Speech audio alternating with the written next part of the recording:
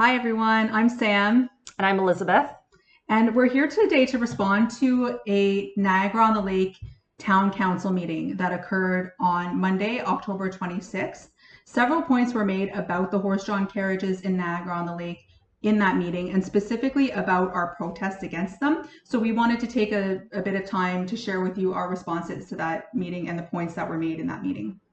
So at the beginning of the meeting, Mayor Betty DeCero made a slew of accusations on the supposed actions and intentions of the horse carriage protesters, and demonstrably proclaims that these are in fact the realities of what is happening on the streets of Niagara-on-the-Lake.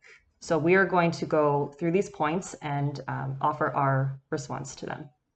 Actually, Councillor Weens and Councillor O'Connor, the CAO, and myself have been working really hard on this issue of the horse and carriage. And so I just want to lay out some of the, first I'll lay out the issues, then I'm going to tell you, Councillor O'Connor made a list of what we've been doing, and then we can talk about where do we go from here. So I'll start with the protesters. One, they have megaphones that don't stop, and even when the bylaw officers tell them to stop, they don't. The protesters feel empowered that they can take over and close the park or the street whenever they want.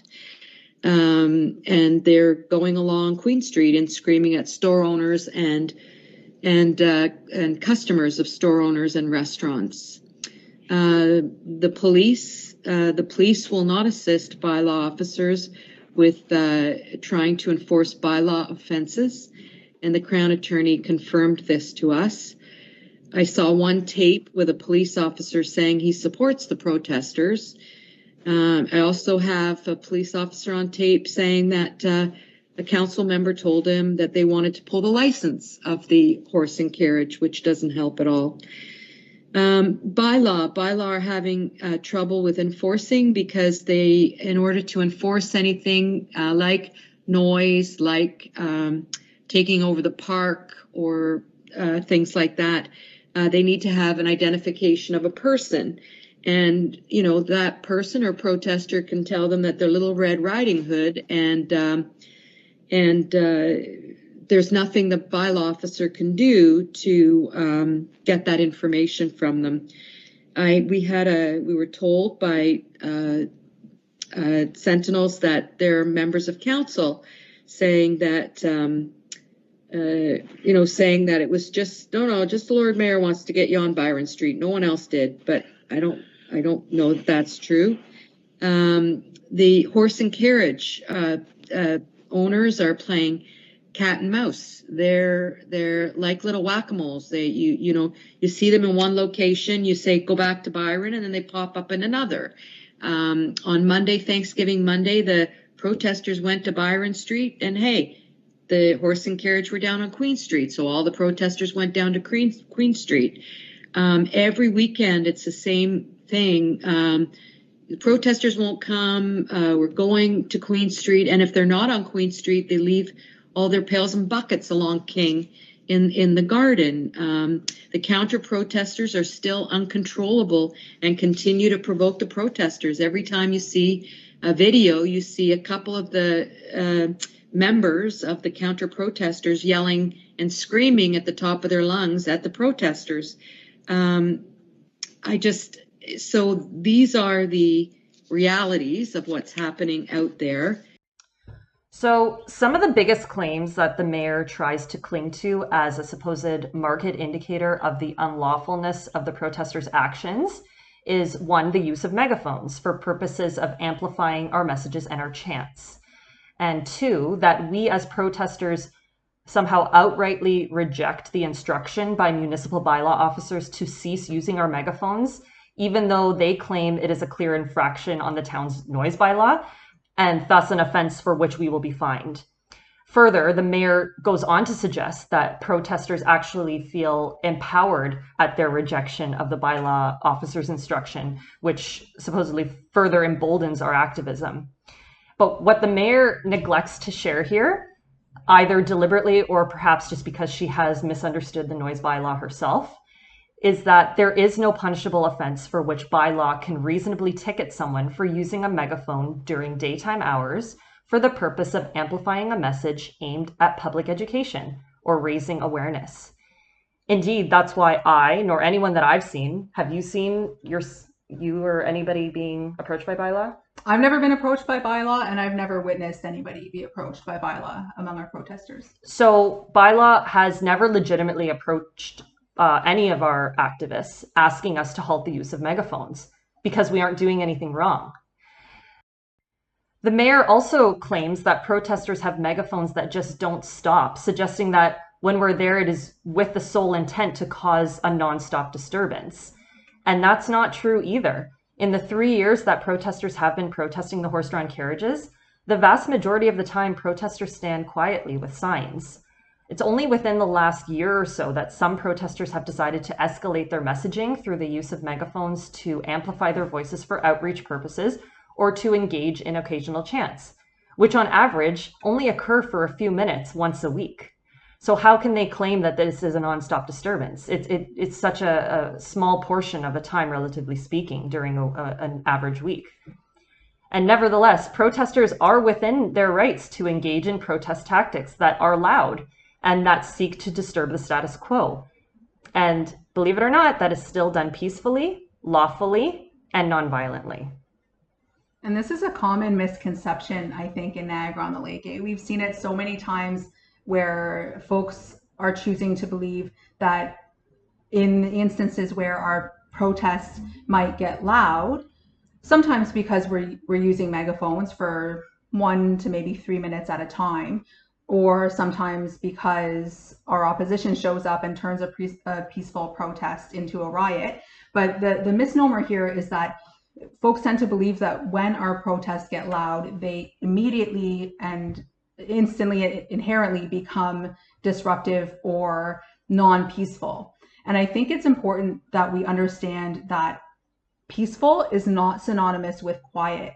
Protest is inherently loud. Its purpose is to cause a disruption. We want to disrupt and dismantle and disassemble a status quo that no longer serves us and that is victimizing others, victimizing some of the most vulnerable individuals in our society, being non-humans. And so we can't do that silently, right? So this loudness that is so offensive in Niagara-on-the-Lake and that the town council is so appalled by is in fact charter protected noise, right? We're aiming to educate the public and to exercise our right to freedom of expression, our Section 2B charter protected right to freedom of expression. And by doing that, we don't have to necessarily be quiet. So I think it's important that folks understand that the council's opinion on whether or not the volume at which we express ourselves is excessive really doesn't matter, because here in Canada we have this thing called the Constitution, and embedded in that Constitution is the Constitution Act of 1982, which is, as we know it, the Charter of Rights and Freedoms. And that charter protects under Section 2B our right to freedom of expression, and under Section 2C our right to peaceful assembly. And as long as we're exercising those rights, we can do that in any peaceful manner that we see fit. And I think it's important to note in regarding our charter protected right, freedom of expression, freedom of speech, that these rights that we have protected are going to circumvent any municipal bylaw. That's right. The Constitution is the highest law in this land, right? So what your little bylaw intended to oppress peaceful protesters aims to do is really irrelevant in the context of constitutional litigation, because if we ever got to that point where we find ourselves in litigation on a constitutional issue with this council, who on so many occasions has endeavored to oppress, violate, and circumvent our constitutional rights, the charter trumps always. So the bylaws don't matter to me, really, and I don't know whether the mayor is intentionally spreading misinformation or whether she just hasn't fact checked before deciding that this is true, that we're being approached by bylaw and ignoring instructions. But it really doesn't matter to me because I will be respectful of the bylaws and I have no intention of violating them. But when it comes down to it, the charter trumps. The second argument that the mayor makes, sort of by way of introduction to the issues that are to be discussed in the council meeting, is this idea that protesters take over the park and the street, quote, whenever they want or whenever they feel like it. And this is hugely misrepresentative of what we're actually doing with our time in Niagara-on-the-Lake. We did use the park on one occasion, only ever on one instance for one protest or demo, and that was on August 23rd of this year when we planned a peaceful memorial for our friend Regan Russell, who was killed in the course of her activism at Fearman's Pork Inc. while she was protesting the slaughter of 10,000 pigs daily at that slaughterhouse. She was killed by a truck driver, and we wanted to have a peaceful demonstration to memorialize her. And that demo was interrupted or interfered with by a large group of vile, violent counter-protesters who came to harass and assault activists trying to memorialize their fallen friend. And so the Niagara Regional Police got word that the counter-protesters were coming out, and they decided to block the street. So we did not block the park on that day. We used a portion of the park, but we didn't kick anybody out of that space in order to use it. We didn't make anybody wait for us to finish because they were getting antsy to use it or needed to use it. And we didn't even block off the park. And that's evidenced by the fact that our opposition stood in the park and heckled a grieving widower and his family while they were making a speech to commemorate their fallen family member. So as far as using the park, or what did she say, closing off the park or taking over the park. As far as taking over the park goes, never been a thing. We've only ever used that park once, and we did not take it over. And in terms of taking over the streets, on that day, August 23rd, was the first time we ever demoed in the streets at all. We always stick to the sidewalks. We demoed in the street that day because the streets had been closed by Niagara Regional Police, specifically because they were aware that our opposition were coming to turn a memorial into a riot. They knew that there was going to be rioting in the streets, as there was, and they closed the street for everybody's safety. So we didn't block the street that day. We simply made use of an already closed street. There was actually only one instance where there was a small act of civil disobedience that involved a 2-minute road blockade for the purposes of raising awareness. And this was on October 11th, when we had already organized a large protest. And we actually had a documentary filmmaker downtown Niagara-on-the-Lake. And so there were several activists that came out for that protest. And there was a 2-minute road blockade. One small act of civil disobedience, but when the police asked us to stop, we did. So this is the only time that that council could maybe rightly refer to blocking the streets. But they make it sound in this meeting as if this is some kind of regular occurrence, which is certainly not the case. Right, yeah, they say, let's see if I wrote it down here. They say that they take over the park and the street whenever they want. And that doesn't sound like taking over to me. And it doesn't sound like whenever we want. Apart from the instances we've already described, we've literally never protested in the park or used the park in the course of our protest in any way. We've never blocked the street apart from those 2 instances that might be interpreted as taking over the street whenever we want, because realistically, it doesn't serve us. Our purpose for being there is outreach. We want to educate the public. We want to speak with passersby, and we can do that a lot more effectively from the sidewalk than the street. So we just don't spend our time in the roads. So one thing that I personally find quite offensive is the mayor's accusation that horse carriage protesters scream directly at store owners, store customers, and patrons of restaurants in the main downtown core. This is a complete and utter lie, and the mayor, as a public figure, should be more responsible than to spread sensationalist rumors dressed up as fact during a public council meeting. Protesters have never directly screamed or yelled at surrounding businesses, owners, or patrons. If a store owner or customer seeks to engage with a protester, that is entirely through their own volition. The protesters are in the town to speak up against the exploitation of the horses entrapped in the carriage industry. If the nearby businesses catch wind of protesters doing speakouts, which we're allowed to do, or our chants that they can hear downtown, that's one thing. But for the mayor to state that protesters directly yell and scream at surrounding businesses who operate completely independently of the horse carriage business, which were there to protest, that's quite a manipulative accusation. The mayor goes on to say that police won't assist bylaw officers to enforce noise bylaws, and that protesters are under no obligation to provide their name to be issued a ticket. And while this is clearly not the truth that the council wants to hear, yes, the police are independent of municipal bylaw officers, and protesters are knowledgeable of their rights.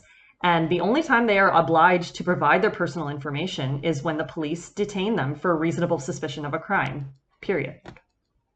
And I think the fact that the police in Niagara-on-the-Lake aren't helping sort of pursue the council's ends is a really powerful reflection on the fact that, like we've said previously, our protests are peaceful, our protests are lawful, and the fact that the council might view the police as on our side or as unwilling to help them is one of the most powerful pieces of evidence we have about whose behavior here is actually unlawful, right? We've never been told, no, you can't do what you're doing. Or if anything has come up that they've said you shouldn't be doing it this way because it might look, borderline, we stop. But meanwhile, the council has been told several times that no, you can't do what you're trying to do because it's oppressive, because it violates the charter and the Constitution. So I think that this is the best evidence we have that we're not doing anything wrong. And you would think that would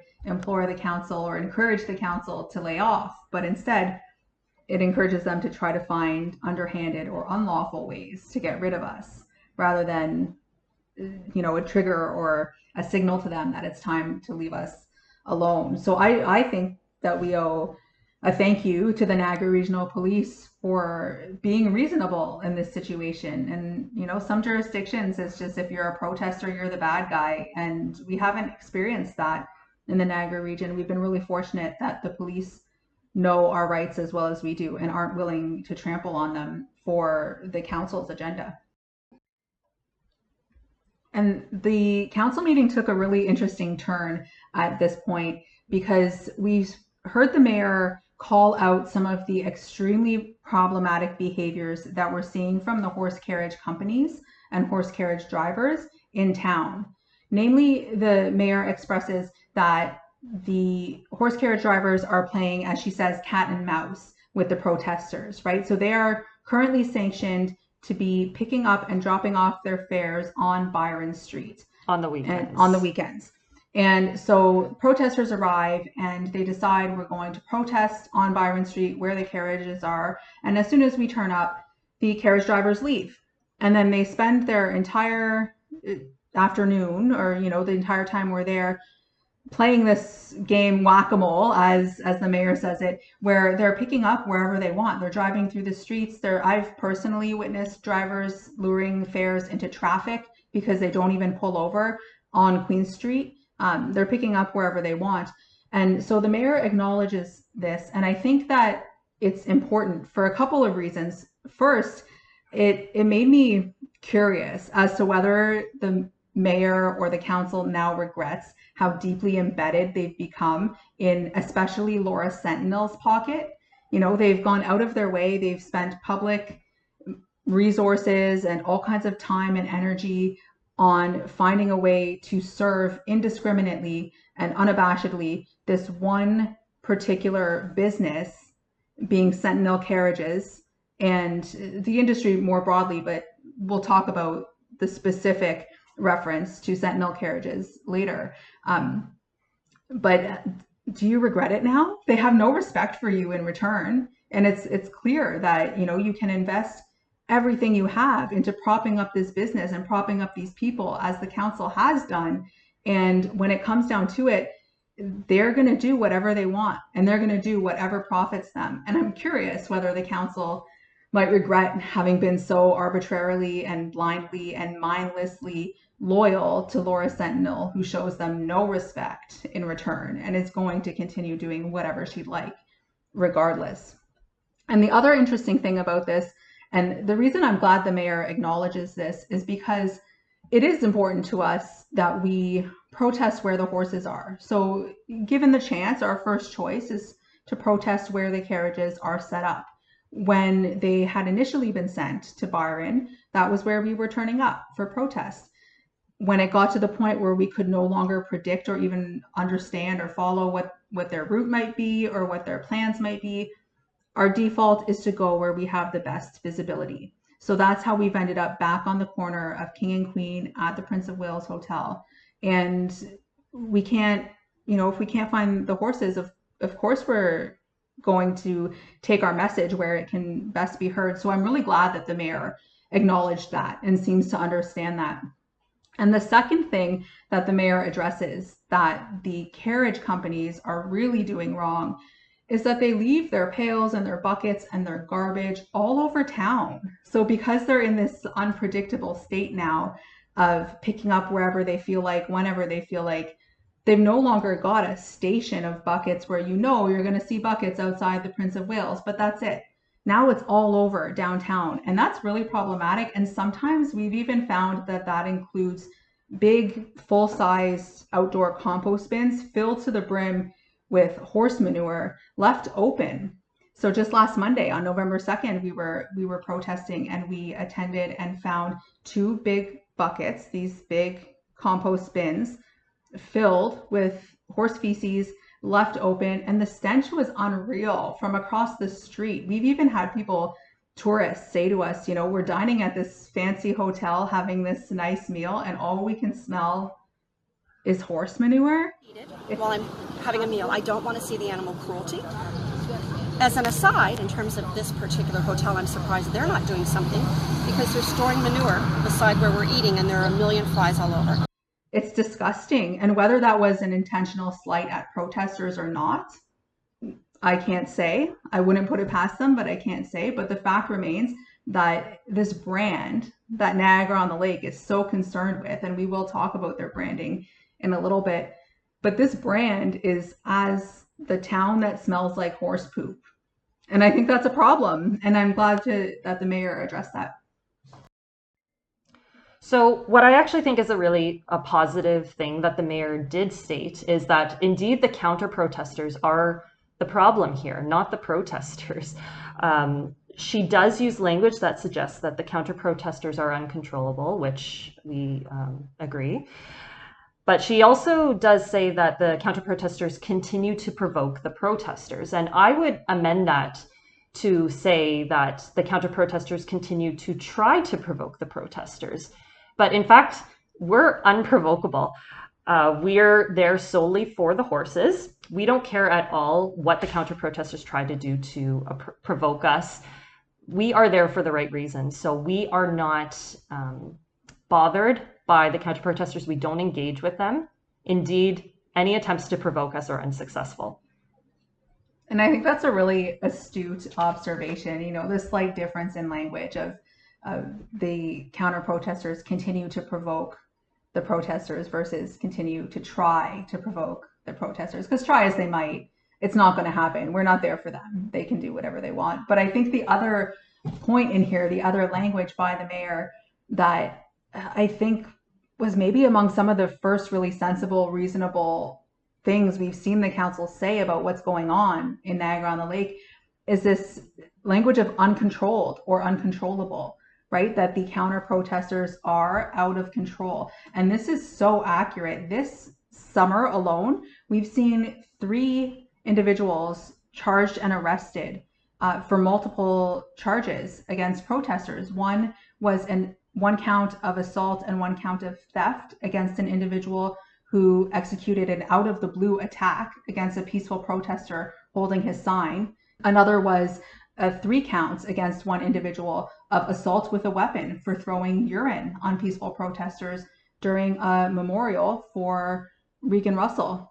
And of course, most recently, we've seen one individual arrested and charged with a count of defamatory libel for, he invested a lot in this. I mean, he was committed to the bit here, but he had these stickers printed with an activist's face and name indicating, beware of this person, he's a pedophile, he's a child molester, which of course isn't true. I don't even imagine the perpetrator of this sticker campaign believed it was true, but he launched this attack against a peaceful protester. So here we are seeing that the folks who are in support of the carriage industry are in fact a big problem for protesters and victimizing protesters continuously. And I fully endorse the label that the mayor gives them here, that they are out of control. Anyway, I'm now going to read to you the more what Councillor O'Connor had written for our little group. Points that we think we should be made clear to council is that we did speak with the Crown Attorney, and there is no interest in the police except to keep the peace. So they are there to ensure that the protesters and the counter-protesters don't get into fistfights. And they're not interested in who's using a megaphone, who's yelling, how many of them are on the sidewalk because they're not blocking traffic. So, that, and the police have told us, as well as the Crown Attorney, that that's not their thing. So not to rely on help from them.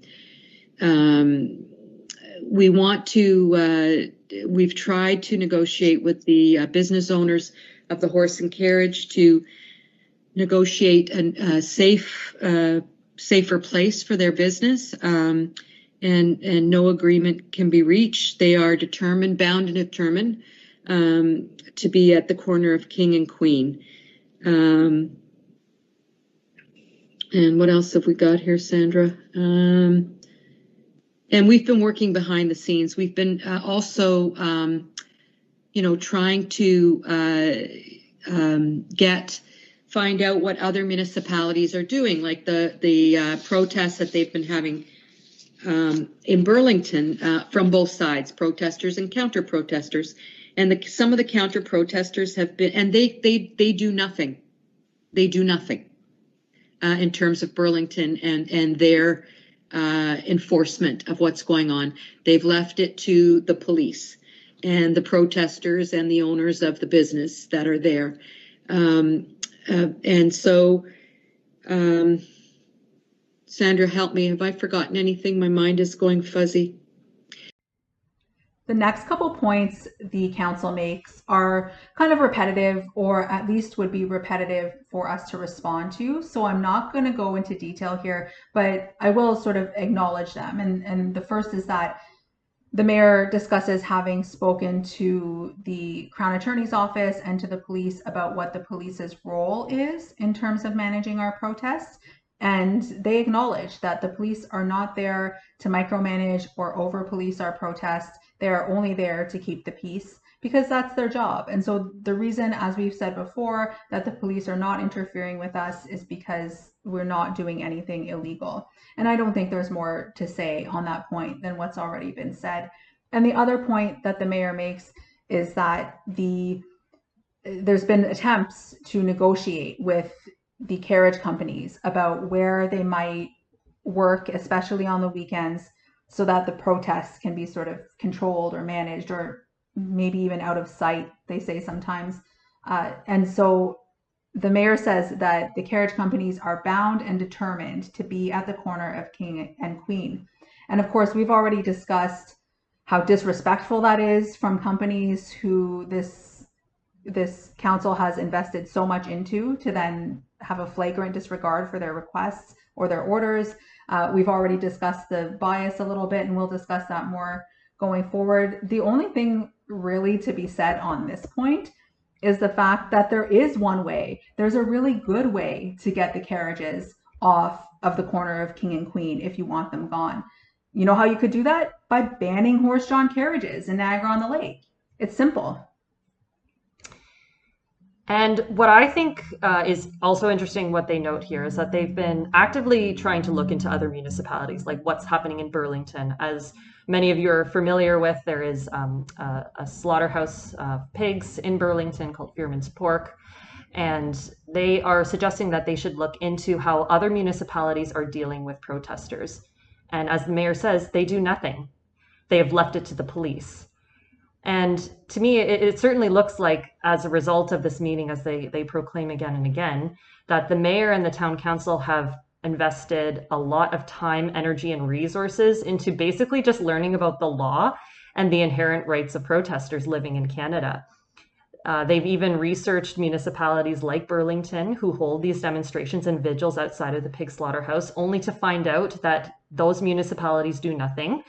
The mayor really does seem shocked that other municipalities don't take measures to manage or get rid of protesters, as if this is some kind of an oddity.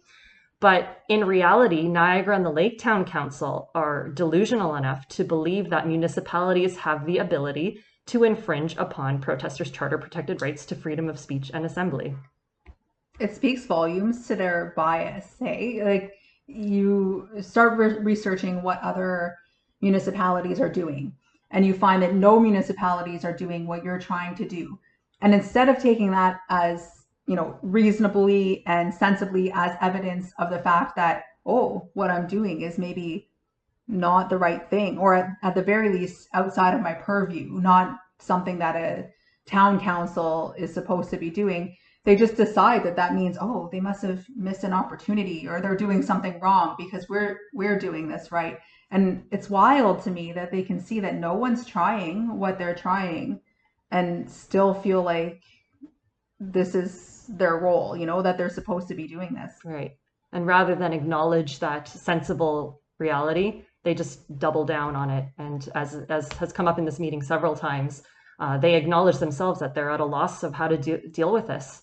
There's many instances where each councillor basically says, I don't know what the answer is. Well, there is no answer to manage or get rid of these protesters because they aren't doing anything illegal. So you either have to accept it or just ban the horse-drawn carriage industry. This is something that you really do need to consider. And the big losers in all of this, you've got to unmute, but the big losers in all of this really are the store owners that are, their customers are being screamed at.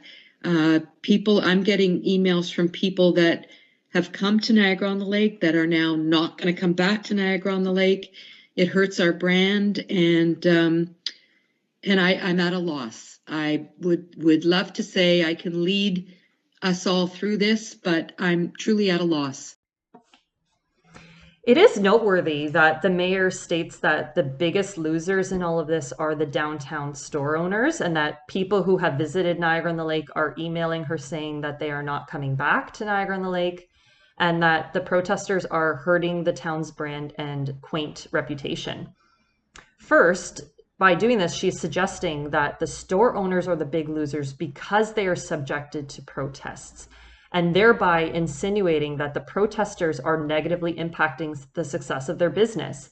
This is quite hyperbolic to suggest that protesters, like I mentioned, on average 10 or less people gathering once a week for a couple of hours, have the influence to impact their business when they are really only witnessing the protesters' actions in the same vicinity. They themselves are not directly targeted by the protesters and therefore would not lose profits based on our direct actions. Rather, what I think she is really saying here, by her own admission, is that actually the real losers are in fact herself and the town council, who care about the town's brand, and that protests hurt the town's brand and reputation. When she says that she's getting emails from people who have visited Niagara-on-the-Lake and are not coming back, she is insinuating that tourists are not coming back based on them being irritated by protesters' actions. But what she is not admitting, but that also needs to be factored in here, is that a large number of tourists may also state to the mayor that they have no intention of returning to visit Niagara-on-the-Lake so long as the horse-drawn carriages continue to operate. We know for a fact that the mayor and the town council have received hundreds of emails from people stating that they will boycott Niagara-on-the-Lake until the horse carriages are banned. But of course, this kind of admission would not look favorable to the council, whose loyalty is to the horse carriage companies, as they've stated publicly before. But however you want to interpret the mayor's statement on tourist decisions not to return, whether people are not coming back because they don't like the protesters or because they don't like horse-drawn carriages, either way, this just demonstrates the success of the campaign. We have and will continue to advise people to boycott Niagara-on-the-Lake until the horse-drawn carriages are banned and until ethical alternatives are implemented, like pedal or electric carriages. And I think this says a lot here. I think that maybe this is something that the other businesses in downtown Niagara-on-the-Lake haven't considered, but it's very striking to me. And so I want to take a moment to address those businesses specifically. If you own or operate a business on King or Queen Street, specifically Queen Street in Niagara-on-the-Lake, and you're pissed about protesters, what you need to understand is that we are not the problem. You should be angry that your council has decided to trade every single one of your businesses, every single one of your livelihoods for the carriage companies. They've decided that this is the business that they're going to fervently and aggressively support while acknowledging the detriment to all of your other businesses as a result of it. So ask yourselves, why? Why is my council, public figures, a public government, so invested in this one private industry that they're willing to allow all of these other businesses to drown while they throw a life preserver to the carriage industry? And you should contact the council. If you own a business in Niagara-on-the-Lake or you operate a business in Niagara-on-the-Lake, you should contact the council and let them know that that's not okay. Public resources, public time, public money is not designed for propping up a private industry, and they need to support your businesses and do what it takes to keep your businesses healthy and active and alive without favoring this one particular business. And I, for the life of me, can't figure out why the carriage industry is it, why this is the business that they've decided they are going to support right to the end, even if it means every other business in town fails. So ask yourselves that. And if you own one of those businesses, direct your anger toward the appropriate target. Protesters are not the problem here. It's a council that has decided that you don't matter as much as this carriage industry does. And you should contact them about that. Hold them to account for that bias and that arbitrary display of loyalty to a corrupt and exploitative and violent industry that needs to go. I'd just like to take a minute to address this specific language from the mayor of hurting their brand. She says it hurts our brand that these protests are happening. And there are several things that are really striking about that. The first, of course, is that this is an explicit display of the fact that in Niagara-on-the-Lake, their brand matters more to them than the fact that animal abuse, horse exploitation, and violence toward protesters are happening in their streets. And if they can remain concerned about nothing but their brand in the course of all of that, antiquated and outdated and violent behavior, that says a lot about who they are as a council and who Niagara-on-the-Lake is as a community. And the other thing I think is important to acknowledge is that it's not the protesters that impede on or frustrate your brand. It's the horse carriages. These horse carriages are an embarrassment. Progressive cities all over the world are banning this industry because they acknowledge that it's antiquated and it's violent and it's unnecessary in the 21st century. So just this year, I've got a list here, just this year of jurisdictions that banned horse-drawn carriages. Montreal, Quebec banned on January 1st of this year. Cozumel, Mexico banned in May of this year. Acapulco, Mexico banned in the spring of this year. Marbella, Spain announced a ban on October 21st. Giza Pyramids, Egypt announced a ban on October 21st. Montreal, Mexico announced a ban on October 14th. Chicago, Illinois has a ban coming into effect on January 1st of 2021. And that's just bans that have been announced or placed into effect this year alone across the world. And in reality, this industry has been being banned for years. In 2017, in September, Guadalajara, Mexico banned the use of horse-drawn carriages in the midst of extremely volatile social and political conditions, demonstrating that protecting non-human animals is indivisible from the fight for peace and social justice. And it's staggering that a jurisdiction that is plagued with that level of unrest can do the right thing for individuals who are different from them, for horses, while Niagara-on-the-Lake, a community that benefits from every type of privilege known to humanity, can do nothing or cares not for protecting animals. And they're happy to continue to benefit from this privilege and from this exploitation, despite all the resources that they have at their disposal to do better. Another salient example is the Royal Palace of Caserta, Italy. They banned horse-drawn carriages in August of this year, just 6 days after an accident took place involving a horse-drawn carriage. Now, in February of 2019, there was an accident with a horse-drawn carriage in Niagara-on-the-Lake, and the carriage company covered it up, and the town covered it up, and it's never been discussed. What a huge difference in response. In Caserta, we have an accident. 6 days later, this is banned, never happening again in our jurisdiction. In Niagara-on-the-Lake, we have an accident. Let's pretend it didn't happen so we can continue exploiting horses and putting motorists and pedestrians in danger in our town. These accidents are happening all over the world. Just last month, here in the south of Ontario, 2 young boys were killed in a horse-drawn carriage accident.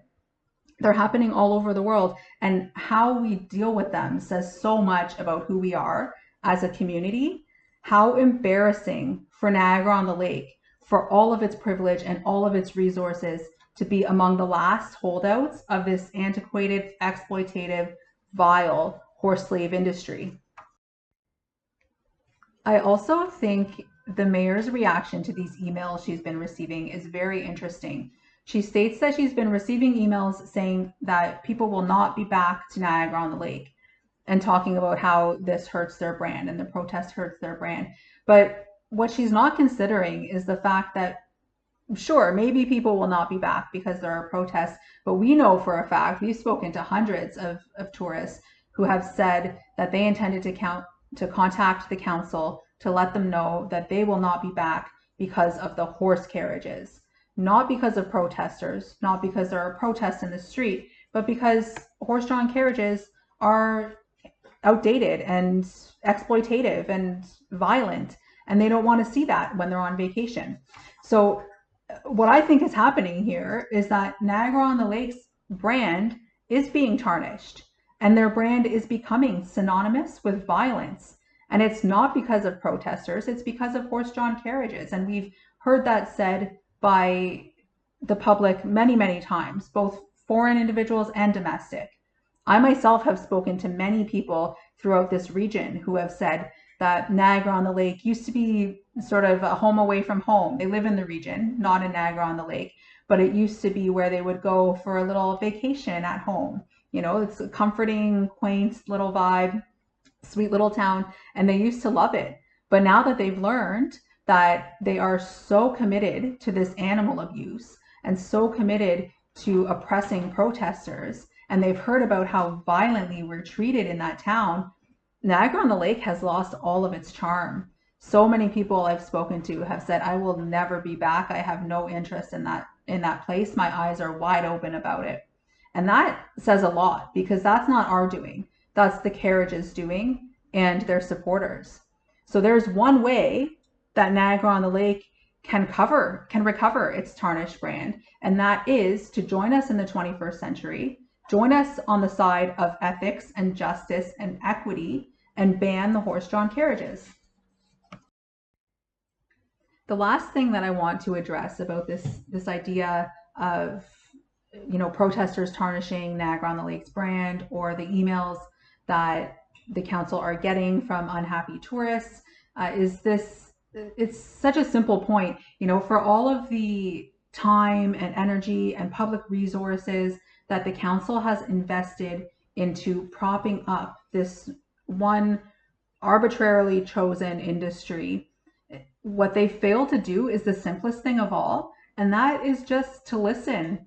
They've never listened to protesters and made any genuine effort to understand these issues. In fact, we've seen them explicitly ban us effectively from council meetings. We've seen them caution Laura Sentinel while she's had private time in council meetings, saying, don't address the protesters because then they'll have to be allowed to speak here. And we don't want to hear what they have to say. We don't want to give them opportunity to rebuttal. So they've never listened to us. They've never listened to the tourists or locals who are emailing demanding a ban on horse-drawn carriages. People are saying they'll never be back so long as these carriages are still happening and still offering rides in Niagara-on-the-Lake. But what the council chooses to hear is we're not coming back until the protesters are gone. And what a confirmation bias that they get these emails saying we're not coming back because of horse exploitation, and they read it as we're not coming back because of protests against horse exploitation. And they just allow this exploitative status quo to continue, and that's what harms your brand. And then they don't even listen to their own constituents. They're public figures, local government. Their job is to give effect to the demands of their constituents. And we see locals all the time contacting the council and saying, I'm sick of this in my town. I'm no longer proud to live in this town because of it. Or at least they tell us they're contacting the council to say this. And the council ignores them. I've never received a response from council to any email that I've sent them. I don't know if you have. And not only to Niagara-on-the-Lake Town Council, but Niagara Regional Council, which is actually the entity that does issue the carriage licenses. And it is a representation that horse-drawn carriages are one, and a representation of Niagara region in general.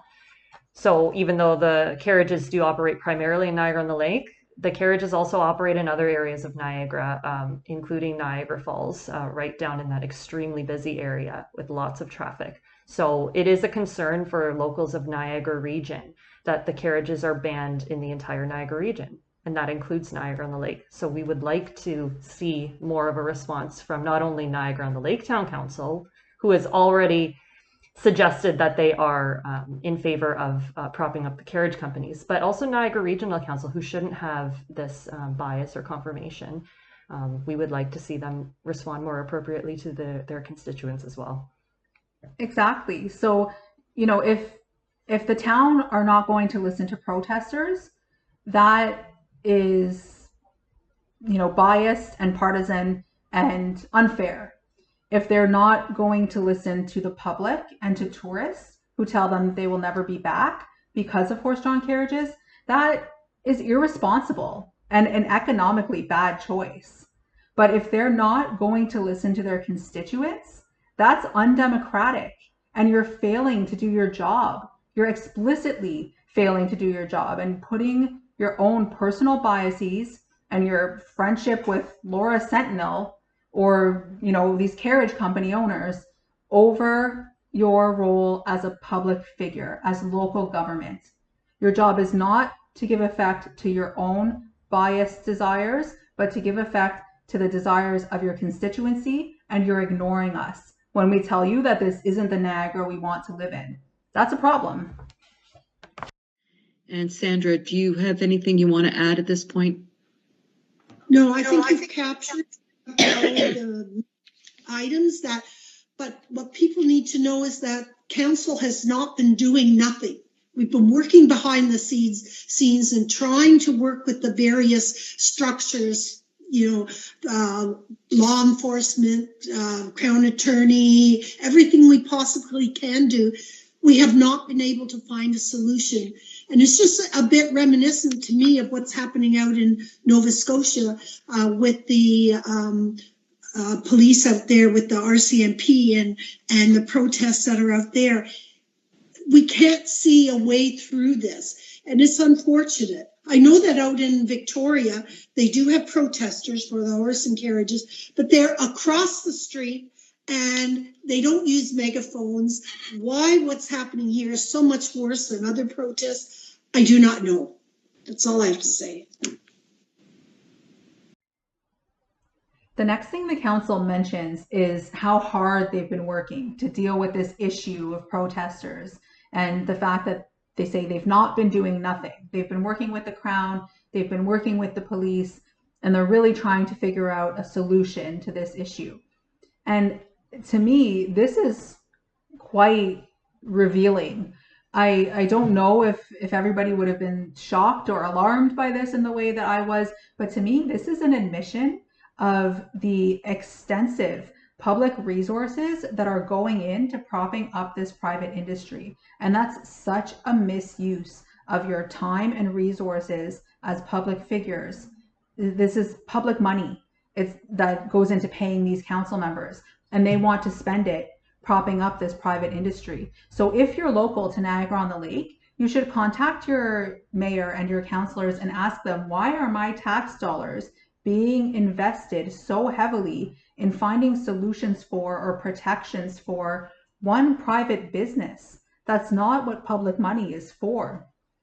And it's such a waste of resources. So not only that it's a misallocation of public resources, but it's a waste of public resources because the council are spinning their wheels dealing with all of the wrong players in this game. They want to talk to everybody except the protesters. They've ignored the issues. They've ignored the fact that we are prepared to cooperate and to come to the table with suggestions and ideas. We've even offered to the carriage companies that we will fundraise to fund their transition to electric or pedal carriages. And those offers have fallen on deaf ears. So we're not having anyone take us up on those. So the council is investing all of this public resource into spinning its wheels to find a solution that can only be found by working with us instead of with everyone except us. It's pretty funny that Councillor O'Connor thinks that the horse carriage protests in Niagara-on-the-Lake are apparently so much worse than the protests in Victoria, British Columbia, or the protests that are happening in Nova Scotia, when in actuality, Niagara-on-the-Lake protests have been overall quite mild in the scope of conventional protest tactics. The majority of protests are standing quietly with signs, and occasionally there are some chants and marches on sidewalks and closed streets. So I'm not sure what the thing that she can't seem to deal with, our protest tactics, is so incredibly bad and worse than what's happening in other parts of the country. Not to mention, she says in BC, right, that it's not so bad because they stand across the street. So is she saying that if we cross the street, she'll leave us alone? Right. I would cross the street. Yeah. If that's all that it takes, Yeah. I'm not sure that would be anything that we would be opposed to doing on our own volition, of course. But Yep. More fundamentally, though, Councillor O'Connor acknowledges that there are horse carriage protests happening in other parts of Canada. And she is researching these jurisdictions to see how she can effectively help get rid of us protesters in Niagara-on-the-Lake. But what is striking is that through acknowledging protesters in other parts of Canada, she is just further acknowledging the breadth of this movement, which is that horse carriages are widely condemned by people across Canada and, of course, around the world. We mentioned all of the places that are around the world that have banned carriages, just even in 2020. And in Canada, there are active campaigns to ban horse carriages. We're seeing them in Prince Edward Island, Victoria, British Columbia, as Councillor O'Connor already stated. In Stanley Park in Vancouver, British Columbia, there is a campaign to have the horse carriages banned as well. And of course, the success of protesters who banned the carriages in Montreal, Quebec of this year. So basically, the point is that this isn't our personal targeted attack to Niagara-on-the-Lake and that we're some unique kind of radical group that just needs to be gotten rid of because we are especially bad. No, that actually isn't the point at all. We are actually just representative of a much larger movement in Canada and around the world. And if you are just not even trying to do the basic thing, which is not even just to be on our side, but to even understand the tenets of our gripe with horse-drawn carriages, you're just exposing yourself as being on the wrong side of public opinion and on the wrong side of history, more fundamentally. And it's interesting because what we're seeing here is the council putting a ton of energy and time and resources into researching protests that are happening in other jurisdictions so that they can then figure out how they will deal with protesters. But they never stop and think, this is being protested all over Canada. This is being protested all over the world. Maybe that's indicative of a problem that's like above their pay grade. You know, they can't even get their head around that. And so for the council, I'm going to give you a pro tip right now, and I'm going to say it as explicitly as I can. Protesters are not the problem. Protest is never the problem. Protest is designed to illuminate problems.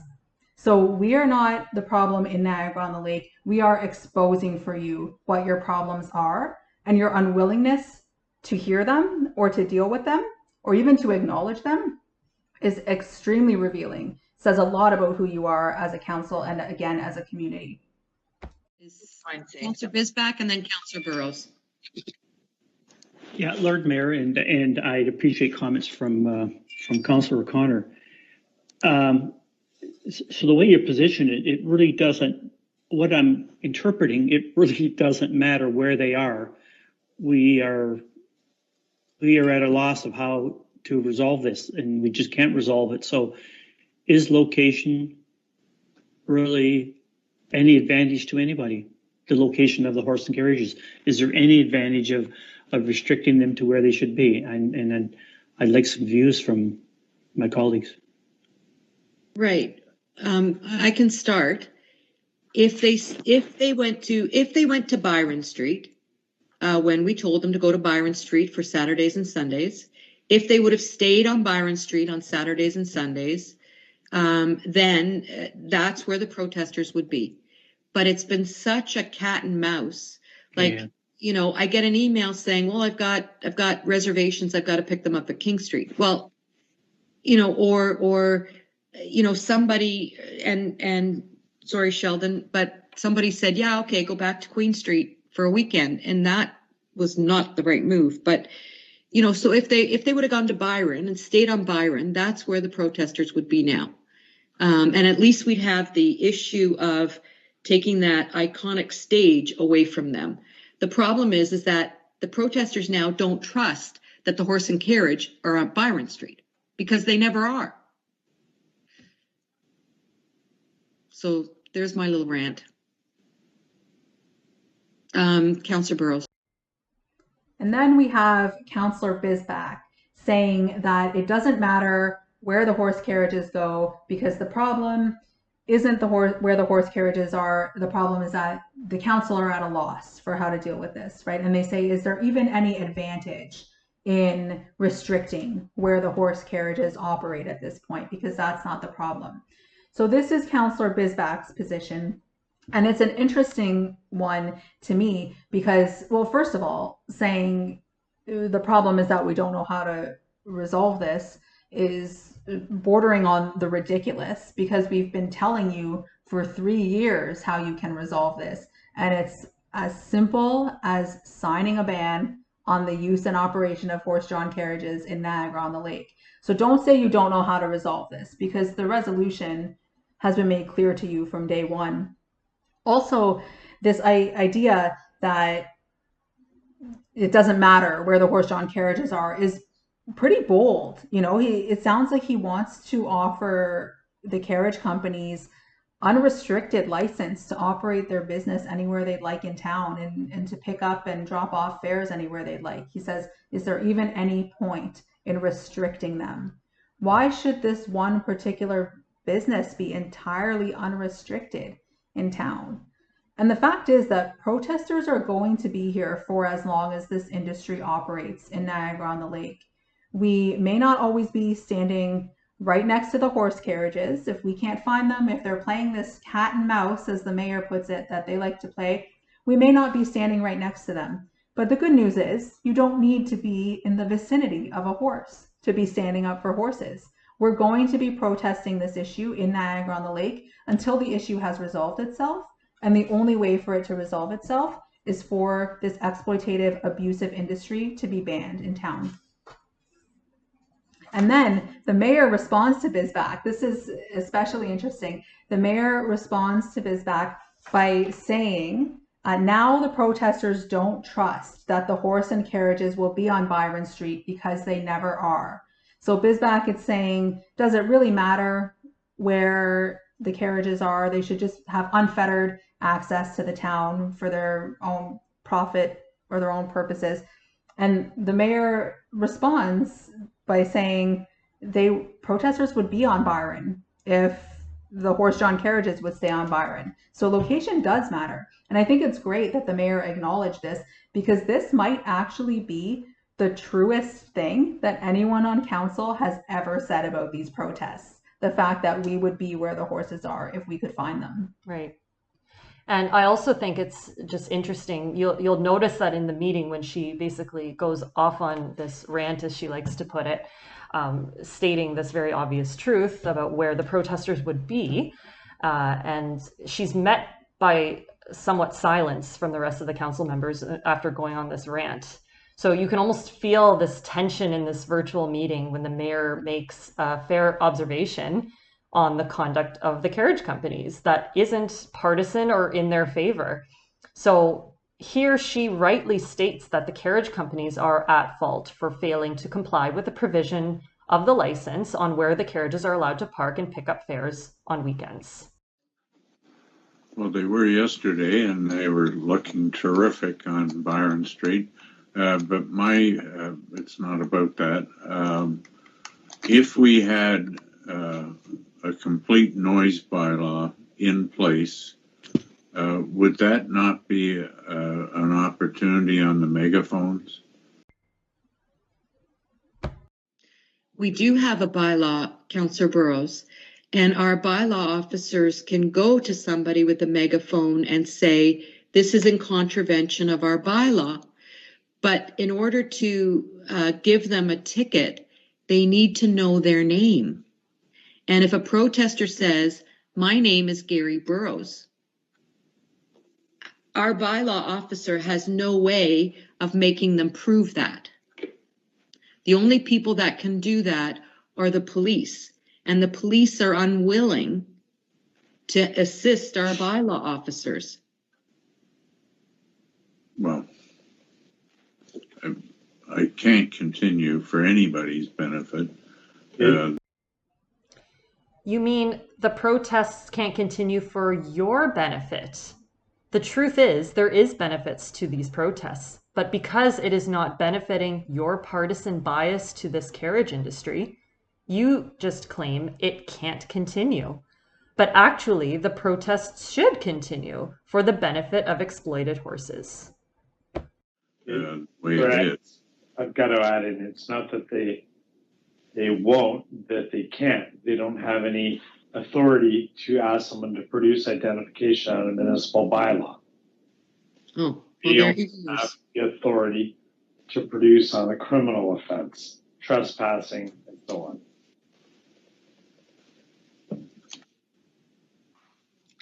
Well, there you go. Even better. Councillor Cameron. Thanks, and thanks for providing this update and for all of your efforts. The possibility has been discussed at different times before of coming to some kind of mutual terms of engagement, or again, I can't remember the word that's been used in the past, but Mediation. Yeah, like is that something that your latest efforts have made any discoveries on that would be helpful for council to know about? Yeah, they are so far apart, and I don't even think they'll go into the same room with each other. The police were going to try to get the protesters. Oh, and there's 2 groups now of protesters, not just one. Okay.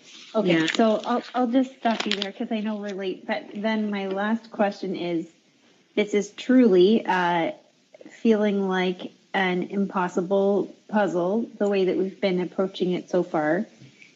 Is it time for us to shift into a mode of acceptance that this will be part of the town's landscape for some time? At this point, it looks like we've exhausted pretty much every possible avenue, and simply shift our focus to whatever resources we can provide to businesses, to visitors, to all of the parties involved to support them in this situation. So whether it's amped up communications for visitors to understand, it's hard to say why. That's not so much the purview of the town, but to help people understand how something like this can be proceeding. Because there is an answer to some of those questions. They're difficult answers that people often don't want to hear, but they're also answers that are linked to the unique freedoms that we have in Canada. So there are answers to some of those things. And Councillor O'Connor has said, there's been a lot of activity happening. That's great. We have to start putting our efforts into something that will be able to give the people who are being affected something tangible. And it's not going to we can't wave a magic wand and make one side or the other disappear here. That's not going to happen. We can't snap our fingers and make the police do something that they don't believe there's legal grounds for. And so what can we do? This is where this suggestion is coming from about acceptance. So maybe it's for another day, but that is my current thought. That's it. Next, we hear from Councillor Cameron, and her contribution to this meeting was really interesting. The first thing that she says is she raises this issue of a potential for agreement, finding terms of engagement or accessing mediation in order to manage the situation with our protests in Niagara-on-the-Lake. And the mayor responds to this by saying, the groups are too far apart to come to the table in agreement about anything. And to this, there are several responses.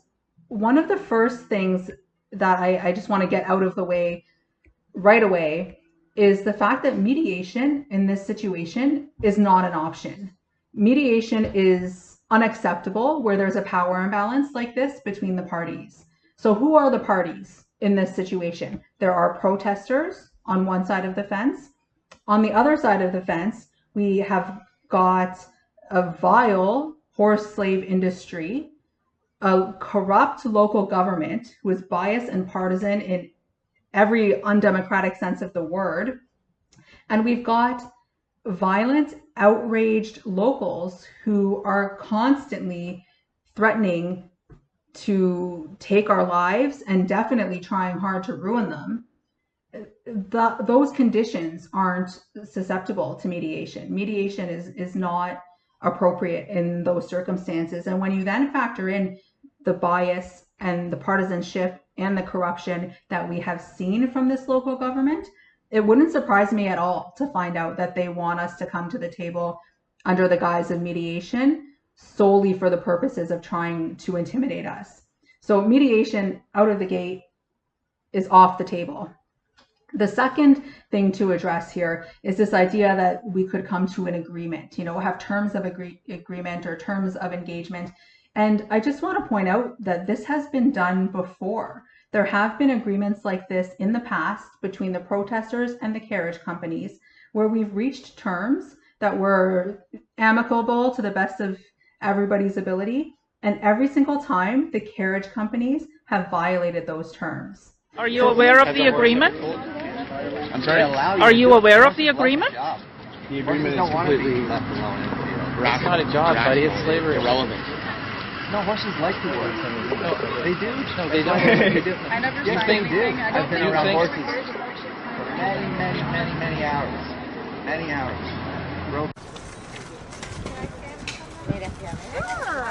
Are you guys not going to respect the 6-foot distance agreement? You're already in violation of it. Go read it again. Yeah. There's no violation going on here from me.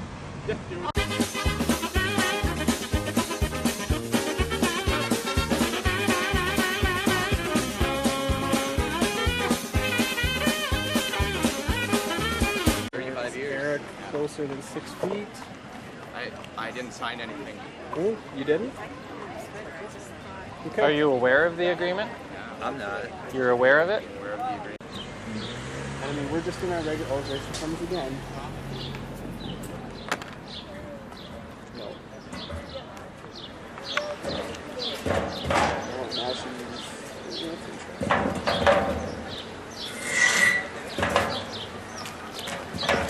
Where it belongs. Yeah, so he does not like those loud noises. Oh, here comes Laura. She's coming up closer than 6 feet.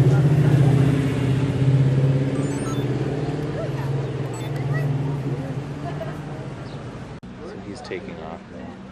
Oh, look. Look who that is.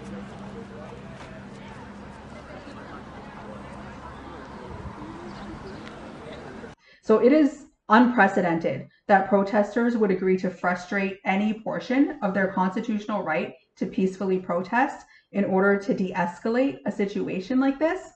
But the fact that that display of good faith and cooperation has been met with abuse from the carriage companies in the form of violating the terms of this agreement is unacceptable every time. So never again. We will never make an agreement like that again. However, saying that we're too far apart to come to the table is a mischaracterization of what's going on here. We want to come to the table with council. We have been begging them to hear us for years, and they won't.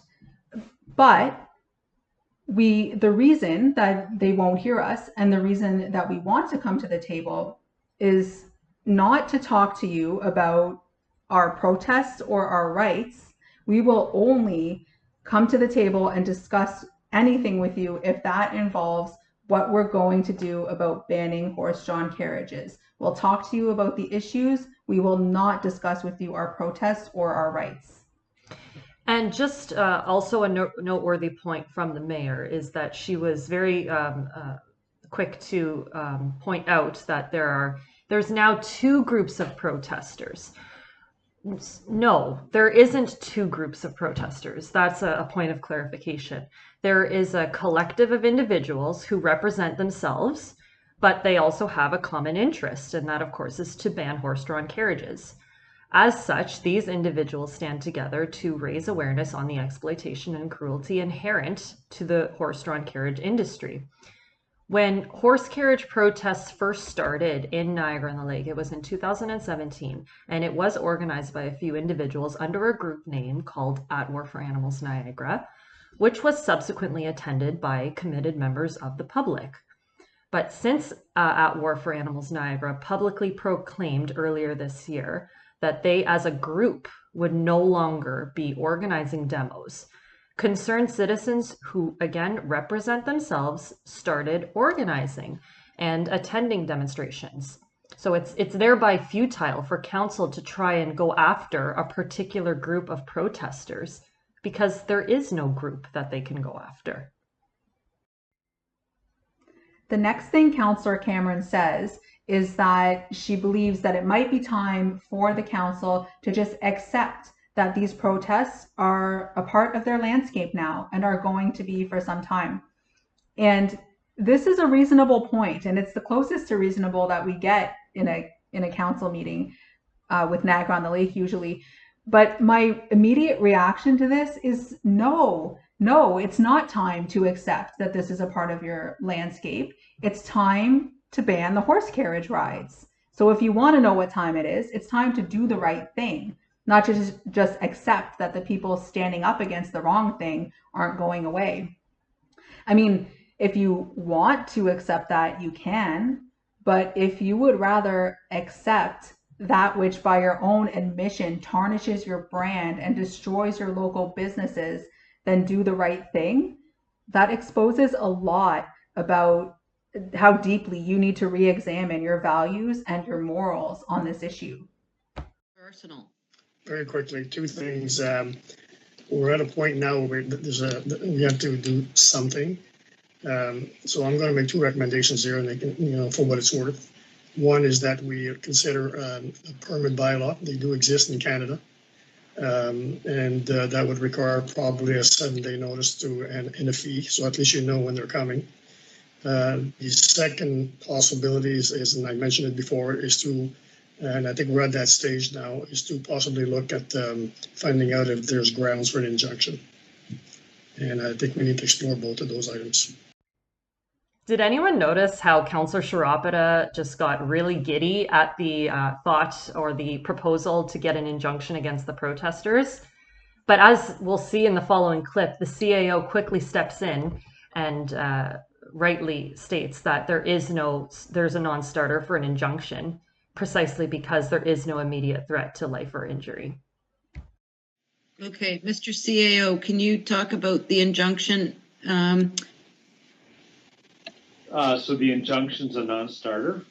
We've talked to the town the federal prosecutor. We've talked to our legal, and there is no known immediate threat of life or injury. So you're not going to get an injunction. And sorry, what was the first? Oh, the first was the permit system, which we have. The people have the right to come, show up, and protest. And a permit is not going to stop that. Right, and we do have, Councillor Arsenault, we do have a permit system for our park. So really, when they close the park, they're doing it against our bylaw. So we have every right to go and ticket them or send them an invoice. Again, our bylaw officers can't get their identification. No, and I understand that, Lord Mayor, that a permit system would not stop them from coming. It would simply control the times when they are coming. And like I said, there are some cases in Canada that some cities and towns that do have them. All I'm suggesting is that we explore the possibility. But, okay. The next thing that Councillor Arsenault asks for is a permit system. So he talks about an injunction and he talks about a permit system that protesters would have to request a permit in order, I believe 7 days in advance, they said, in order to have the right to protest in Niagara-on-the-Lake. And this is so silly to me. This is barely even worth responding to, because it is just silly. Because first of all, are the council trying to say that they would literally ever grant us this permit? So a permit system, they say, is about advance notice. Arsenault said he wanted to know in advance when we're coming for our protests, and that would be the purpose of the permit system. But of course, as with any permit system, they could deny it. And I find it very hard to believe that they would ever, in fact, grant us the permit to come protest there.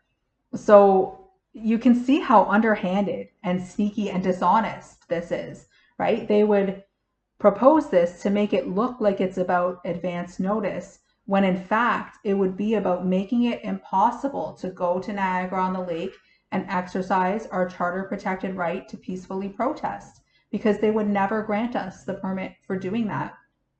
Not to mention, we can't ignore the fact that advance notice makes things a million times worse for us and for the town. When they have noticed that we're coming, Sentinel Carriages deploy their goons, Locals for Carriages deploy their goons. Things go from peaceful protest to violent riot when our opposition have noticed that we're coming. So if your intention is not only to put peaceful protesters in unmeasurable amounts of danger, but also to create a riot out of what would otherwise be 3 or 4 individuals quietly standing on the sidewalk, then you should go ahead and try to implement this ridiculous permit system. But like the mayor said in the video herself, You can't ask people to apply for a permit to stand on the sidewalk. There's a lot more to be said about this part of the conversation. In particular, the way that Councillor Sharapata chimes in and sort of takes control of the narrative is something that we're going to address. But for now, we'd like to move forward to the end of the meeting where the council begins discussing the issue of a letter that they received from Laura Sentinel and how they plan to respond to it. I do suggest that we do a response to Laura Sentinel. I think she sent us all a letter here just the other day, or maybe just sent her. We should respond to her, but I think we need more discussion. And I think Councillor Cameron made a good recommendation that we should move it to the next meeting. Okay, very good. So we'll move it to the next meeting. And is anybody have any a motion or direction as to what we tell Laura Sentinel?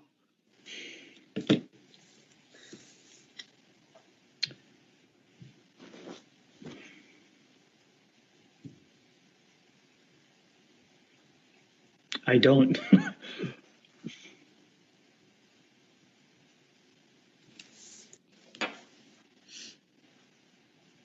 Well, do I tell her to stay on Byron, or do I tell her she can go back to King and Queen? You know what, even when she's on Byron, the protesters are still at King and Queen. They go where they want to. So it doesn't matter where they're located. Well, okay, we can agree to disagree, but okay. So, Lord Mayor, now my final comment. I think we have to stay the course and continue to ask them to stay on the weekend on Byron until we can figure out if there's other options or avenues. And that's just my opinion right now. Okay. Thank you. Sheldon or Peter, do you need a motion to that effect, or can you just take direction at this point? So there's no change? Right. There's no direction required. Okay, thank you. Okay. I think there's a very immediate or primal kind of reaction to this portion of the meeting where the council is discussing how to respond to a letter from Laura Sentinel. And that begs this question: why is public time, or why is time in a public meeting being used to address the interests and specifically right down to the detail of how to respond to one private citizen? I contact the council as a protester, I get ignored. Tourists contact the council and get ignored. Concerned citizens contact the council and get ignored. But Laura Sentinel's letter is of such importance that the town council is going to dedicate time in its meeting to address how to give her the response she wants to hear. And I think, this is a guess, but I think that maybe the council recognized how inappropriate that is, because when the mayor asks, so how are we going to respond to Laura Sentinel? There's like a solid 25 seconds of dead silence, and everyone on that council kind of looking around at each other and thinking, I don't really know how to respond, or maybe if we should respond. So I think that's very telling. So far we've been addressing the issues with the town council meeting on a point-by-point basis. We've largely been going in order about what issues the council raised and responding to them. But now we want to get into a little segment that we're going to call Biggest Blunders, and we're going to address what we think are the most serious issues and the biggest political and democratic faux pas of this meeting. So Liz, what's your blunder winner for this meeting? I think what really stands out in this meeting in particular are the statements that is made by Councillor Sharapata. And she has made some pretty inflammatory statements against protesters in the past. So I think we should take this opportunity to go and highlight some of the things that she did say in this meeting, and then we'll respond to it. Councillor Sharapata.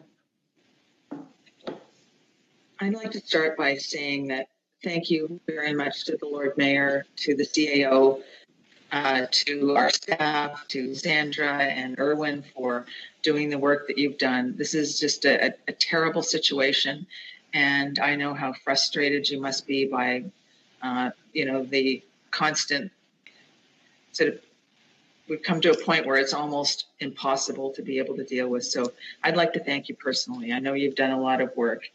And I see it, it's so frustrating that the police are not helping, but their role is to keep the peace. So maybe they are doing exactly what they're supposed to do. And, but the horse and carriages are not the problem. The protesters are the problem. And the protesters have said openly that they think we're not doing anything about it. So they believe that they're winning.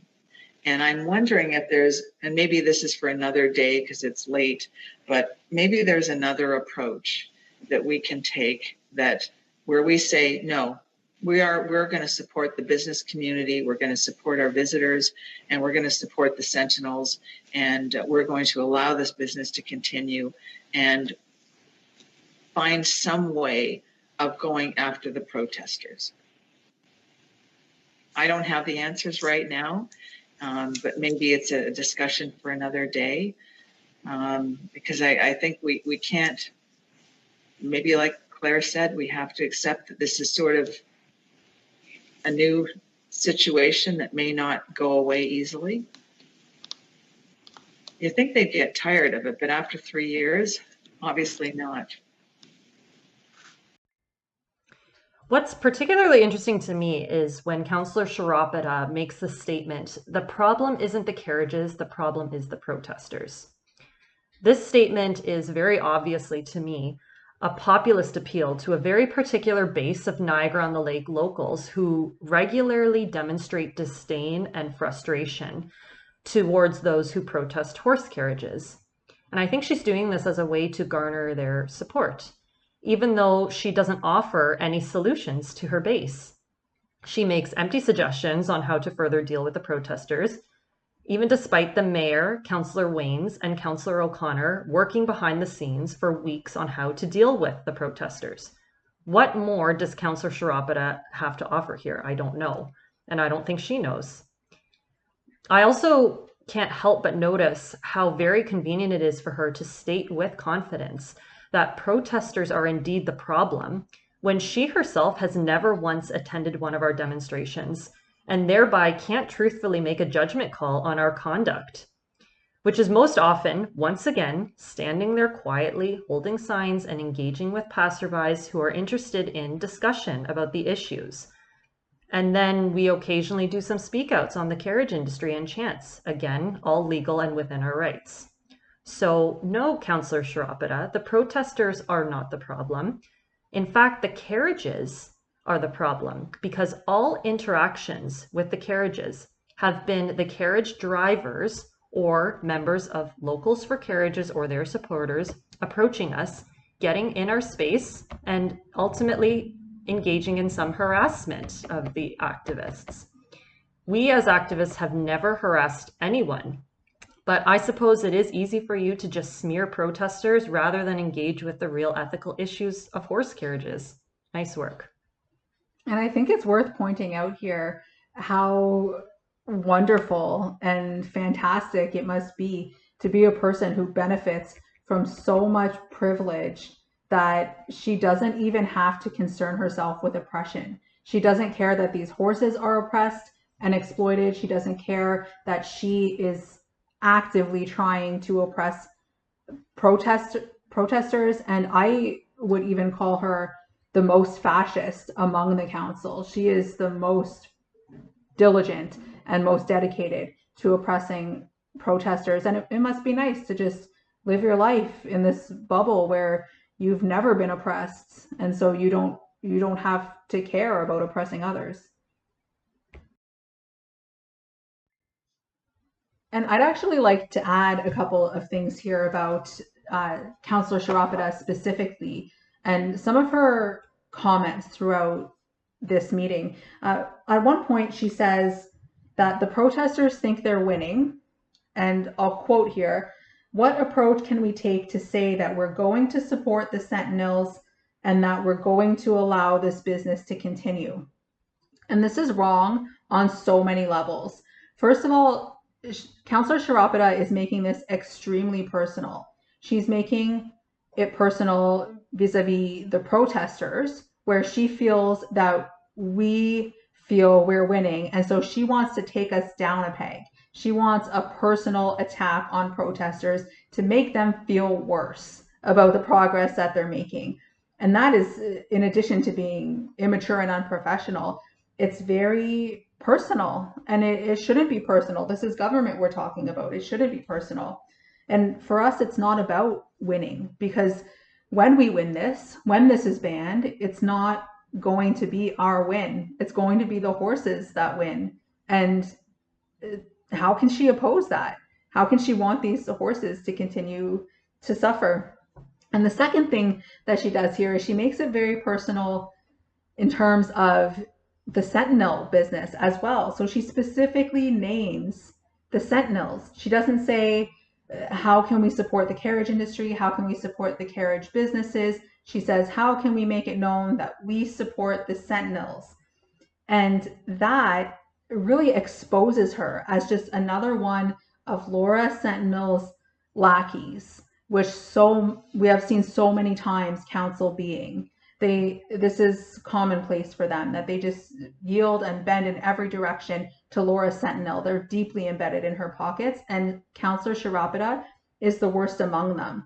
And this makes me wonder whether she has specific ties to Laura Sentinel. I suspect a friendship. Maybe they were sorority sisters in college. Maybe they're long lost cousins. I don't know, but I suspect that there are ties here that connect her to Laura. Either that, or she is just another one of these unthinking, mindless dupes that Laura Sentinel has manipulated into blind subservience of her, like she has so many members of the council, because we don't see Councillor Sharapita even seeming to care about the horse carriage industry. She's never named Queen's Royal Carriages, the other carriage business in town. She's never named any of their operators or owners. She only specifically wants to show support for the Sentinels and their business. And with that, she's making what should be a public matter very private. She's making it about one private specific business. And that kind of bias and partisanship has no place in local government. And the second thing she says that was really troubling to me, and this is really, really troubling, is she says that she wants to find a new way of going after protesters. And this idea of going after protesters is horrifying to me in the context of the fascist, vile things we have heard Councillor Sharapita say in this meeting and throughout the years. I can't imagine what going after us means for someone like her. We've seen such corrupt and oppressive behavior that this idea of she's going to come after us almost sounds like she's prepared to hire a hit. It just sounds like things are about to get really, really bad for us if Councillor Sharapita has her way. And it's scary to think that this is being said in a public meeting by local government and by public officials. Lastly, I just find it kind of comical that Sharapita thinks that we're doing this because it's some kind of hobby. She said, you know, you would think after 3 years they would get tired of it, but I guess not, because they continue protesting. But no, we aren't tired of it, because we don't protest for fun or to be in the limelight, as you like to say. We protest because it is the least that we can do to stand up for these animals who experience oppression every single day. You don't get tired of fighting for victims. If you even bothered to protest in the name of any cause for justice, would you think it was appropriate for someone to hope that you just grew tired of it and left the victims to continue suffering? That kind of logic doesn't really apply.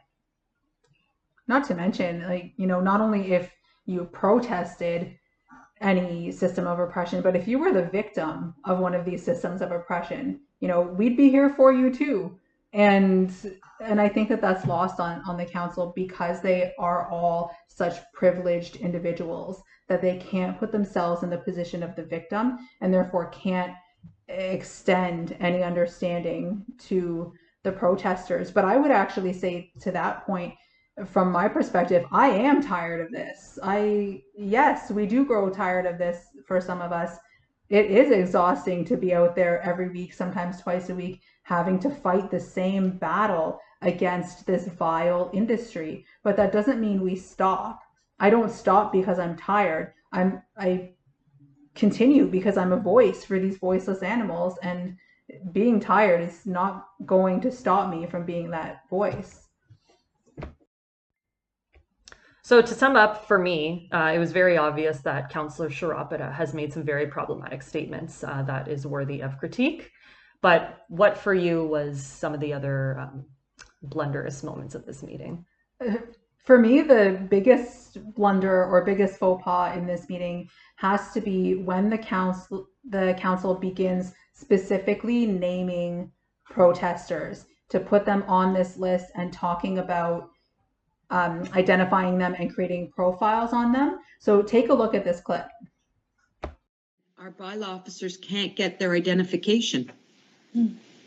No, and I understand that, Lord Mayor, that a permit system would not stop them from coming. It would simply control the times when they are coming.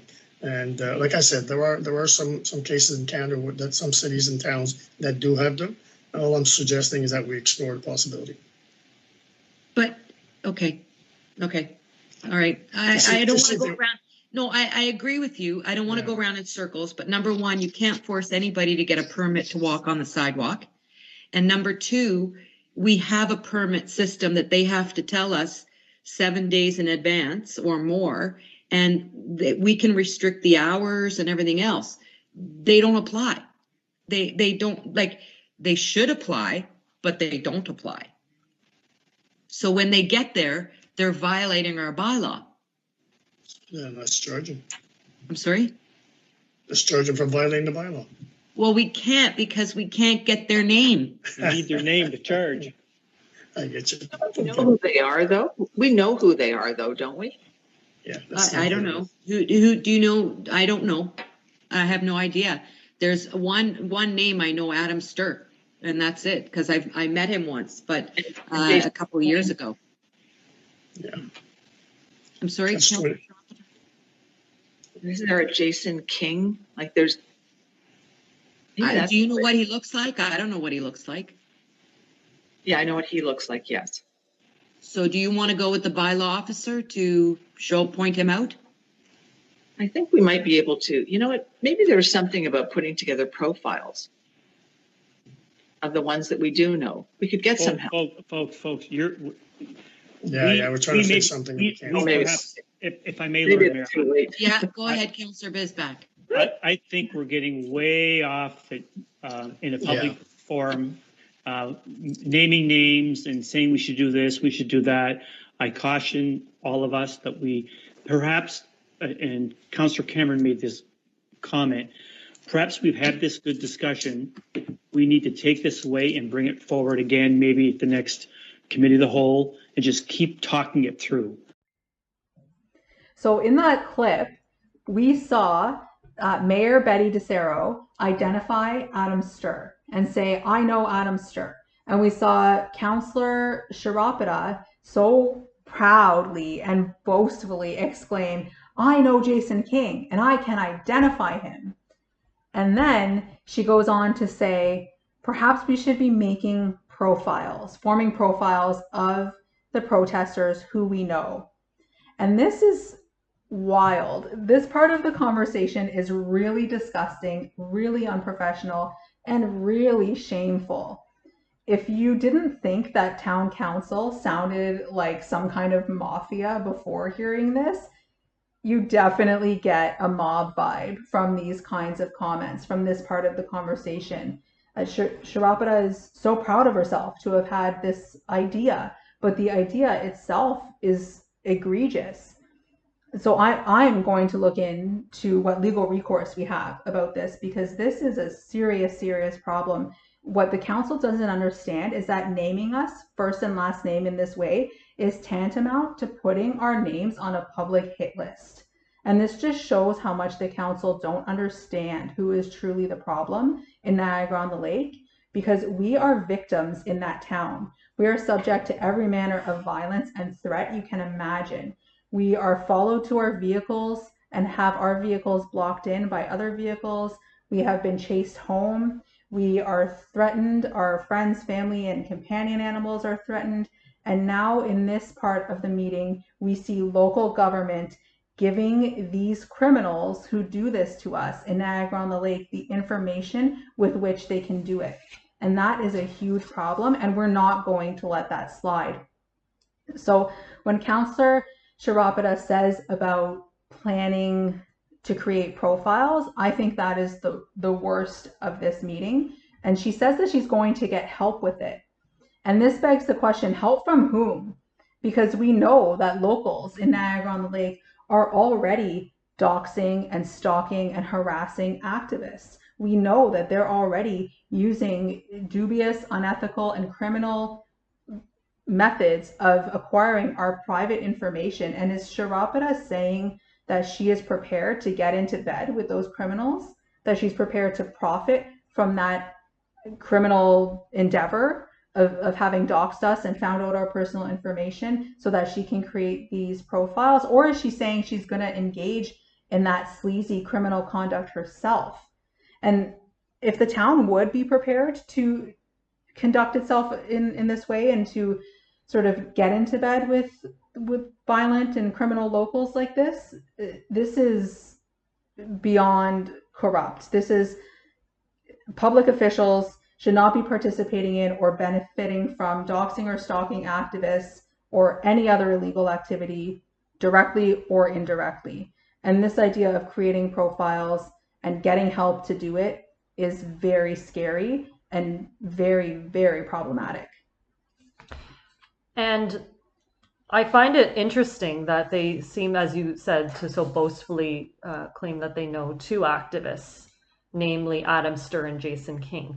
But just because you can identify two protesters by name does not mean that these protesters are engaging in any wrongdoing as far as bylaw is concerned. So just because the mayor suggests to Councillor Sharapita, oh, you know these two, so maybe you should go down and assist the bylaw officer to basically ticket or fine those two activists in particular. But there is no evidence or suggestion to make that at the time that they go to accompany bylaw officers at a protest, that those two activists are actually doing anything that bylaw would consider an infraction. So just because you know two activists by name doesn't mean that you can ticket them. And I think the council, some of the council members picked up on the problem here, right? Councillor Bisbach explicitly said, whoa, whoa, whoa, we need to call off naming private citizens in a public meeting. And he used the words, I caution you against doing that.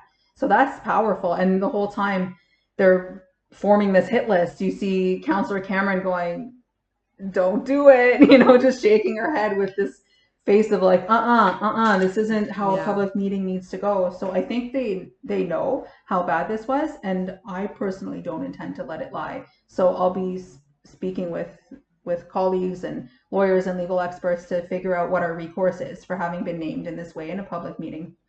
And the fact that Councillor Bisbach did acknowledge that this was something that a problematic statement by Councillor Sharapita really just shows that he is more aware of how the town council is going to be perceived. Anybody that's watching this public meeting could see that this was completely an inappropriate territory for Councillor Sharapita to go. So regardless of whether Councillor Bisbach is doing this as from a moral perspective, that he agrees that this is very dangerous to put citizens' names out on a public meeting, or if he just recognizes that it's problematic for their reputation and their image, it's still worthy that he did call her out on that because she needed to be called out for that.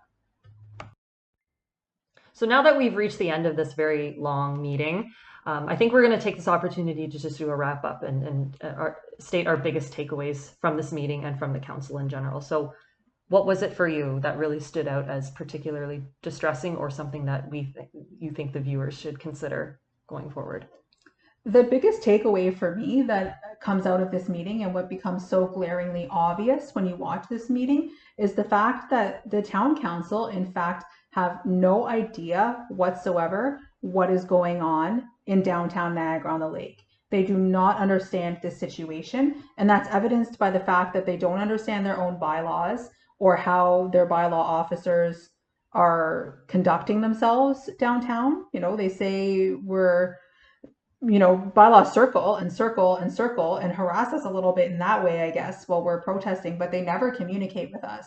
So they obviously, council obviously has no idea about what's going on in respect of bylaw officers downtown. They also list our names for this public record, which makes it clear that they don't understand how dangerous the situation is for us in Niagara-on-the-Lake and how violent their locals are.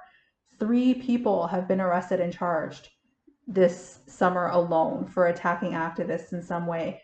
And it's clear that council has no concept of the danger that they put us in by listing our names like that. And even just saying that protesters are the problem. You know, if you consider us standing around with signs and occasionally using a bullhorn to do a brief speak out or a chant to be a bigger problem than the violence and the harassment and stalking that we have dealt with at the hands of your supporters, your local citizens, then your ethics are all out of whack. And what you consider to be a problem, it says a lot about who you are as a council and as a community. And then there's these emails, right? They get these emails from people saying, I'm never coming back, and they attribute that to the protesters, when in fact, it has more to do with the carriages than the protesters. People don't want to be a part of that. And of course, the fact that their eyes are so willfully closed to this, you know, there's serious confirmation bias going on, serious willful blindness going on, where they acknowledge that all over the country, people are protesting these industries. And instead of asking themselves, hey, why? What's wrong with the industries that is causing protests around the country and indeed around the world? They just decide that protesters are the problem. And it seems to me that a sage and responsible government would instead investigate and endeavor to learn the issues rather than displace blame or vilification on to peaceful protesters. So for me, that is the big takeaway from this meeting. From top to bottom, it made it so clear that the council have no idea what's going on in Niagara-on-the-Lake. What do you think? What was your big takeaway? On top of the fact that, as you said, they are very unaware of not only protesters' rights, but also they have no interest in understanding the reasons why we do these protests. It's not we're doing protests, as we mentioned, for fun. We are trying to raise awareness about an issue that the greater public does agree with us, that horse-drawn carriages are animal cruelty, and it's exploitative of these horses for a tourist-driven business that has no place in 2020. And the vast majority of people understand that, yet council somehow seems to whitewash and look over that issue entirely. So aside from that, I find it particularly distressing that, as you mentioned in the meeting, there is this unapologetic and arbitrary loyalty, in particular to Sentinel Carriages Company. And as you mentioned, there should be no loyalty to a specific carriage company. And I think this really just says a lot about what interests the council is trying to protect. And it certainly isn't the interests of the general public or the people protesting or the general populace, which, as we know, the vast majority of people out there do support banning horse-drawn carriages because they recognize it is a problem from an animal welfare and an animal rights perspective. And finally, I think it's just amazing to see how willing town council in Niagara-on-the-Lake is to engage in very fascistic language to take away or seek to take away our democratic rights. It's very obvious that Niagara-on-the-Lake Town Council does not support democracy, which is very ironic. We live in Canada, and these are kind of fundamental basics, you know, like we have the right to assemble and to speak our mind. And as soon as you start trying to get rid of or censor people, that's going to, you know, come and bite you in the end too. Because if you are trying to impinge on someone's right to free speech, just because you don't agree with that speech, you should actually try to engage with us in ways that counter our core fundamental arguments rather than just completely dismiss and not even highlight what our issues with horse carriages are. You just try to engage in these personal attacks that we are somehow very loud, and we harass the carriage companies, and they need to be getting rid of because it's no longer peaceful. These are all completely irrational, and I think it's really disappointing to see Niagara-on-the-Lake very, very explicitly not care about our democratic rights. So that's what it is for me. We're losing daylight in this video. It's getting darker in here. So we're going to wrap up.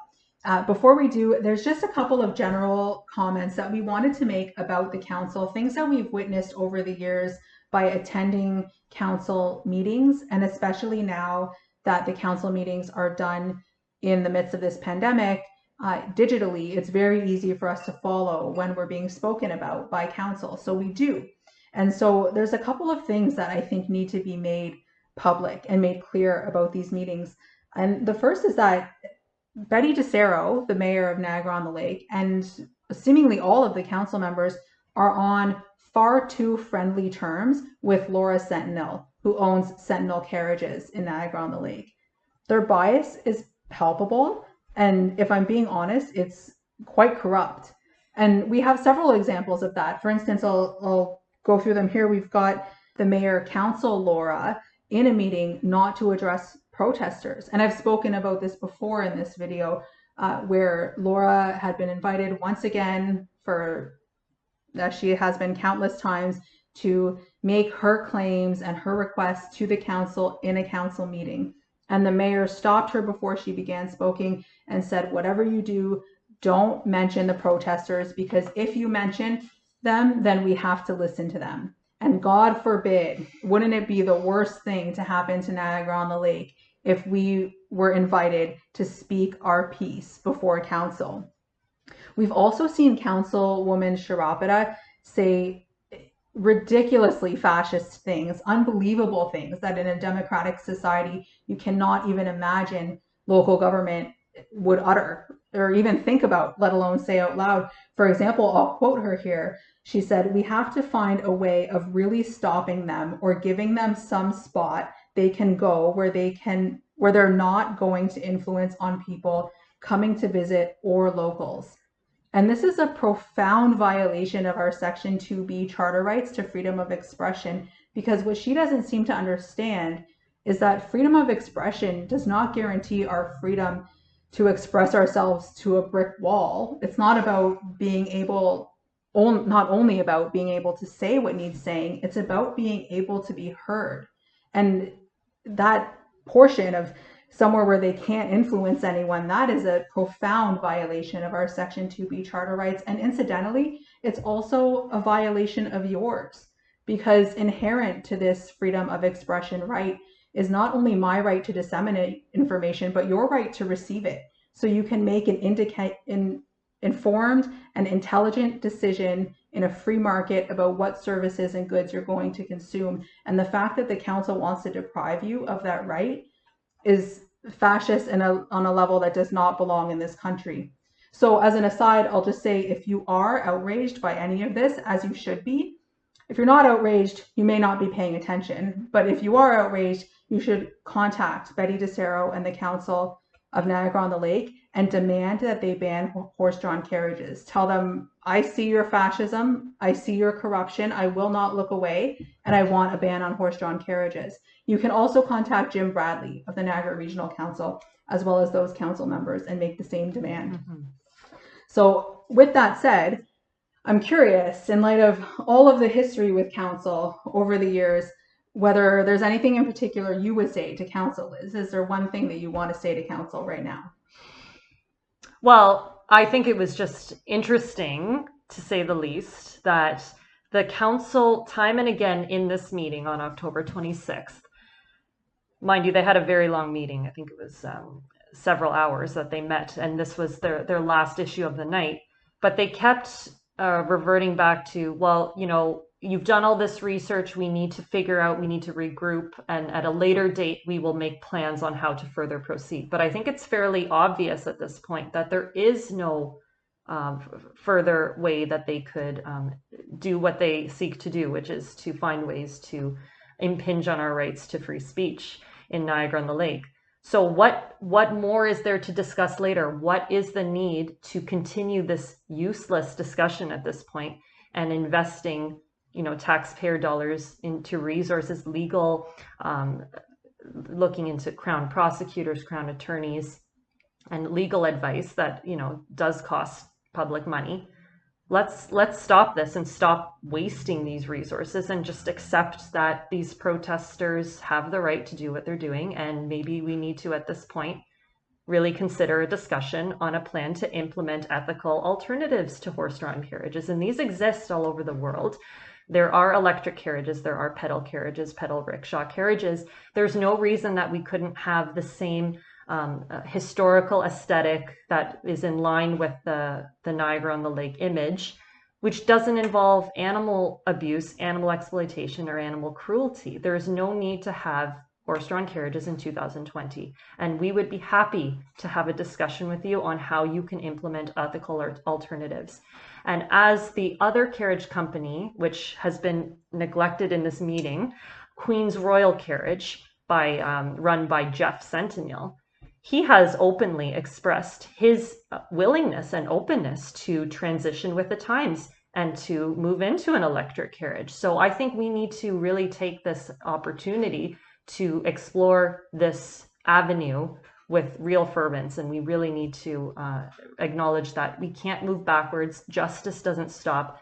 This isn't going to go away just because you're trying to get a few protesters to go away. This is larger than just a few protesters. And if it's not us, it's going to be somebody else. So you can either continue to try and deal with it and get frustrated that there's nothing you can do, or you can accept that maybe we should look into these alternatives. And I think it's worth pointing out too that we're here to help. We're protesting in your town to help you, to illuminate issues that you need to deal with, because they're bad for you, they're bad for the public, and they're especially bad for the horses. So we're here protesting to help you get better.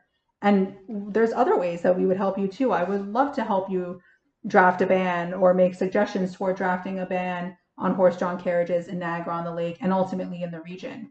And like I said before, we've offered to help these carriage companies transition. We've literally said we'll find a way to pay for your transition and it won't cost you anything. And we're here for that.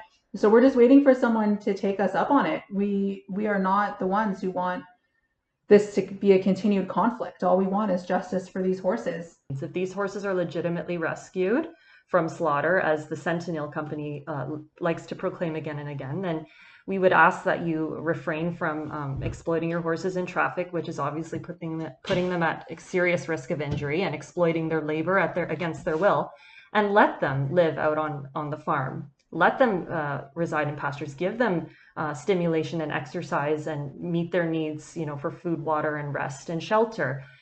All the things that horses deserve. And let's find ways to either accommodate the Sentinels to be able to do this and implement ethical alternatives, because there really is only 2 carriage licenses. In Chicago, Illinois, they transferred 55 horse-drawn carriages into electric. If it can be done in a big city like Chicago, Illinois, which just is going to take place January 1st, 2021, there's no reason that it can't happen in Niagara-on-the-Lake. So I would encourage everybody who's watching this video to not only email Niagara-on-the-Lake Town Council to show that, we are watching you and we're watching how you respond to this issue, but more importantly, to address Niagara Regional Council and demand that they start considering how to implement a ban on horse-drawn carriages in the entire region, which includes Niagara-on-the-Lake, of course. So that is it. We have broken down this entire council meeting. I think it's really important that we did that. It was important to not leave this commentary and this rhetoric by council unscrutinized or rebuttal free. So we're really grateful that you took the time to tune in and to watch this video so that you could get the other side of the story and some of the truth about what's going on in downtown Niagara-on-the-Lake. So thank you for watching. Thank you for being with us. And we'll see you next time. Bye-bye.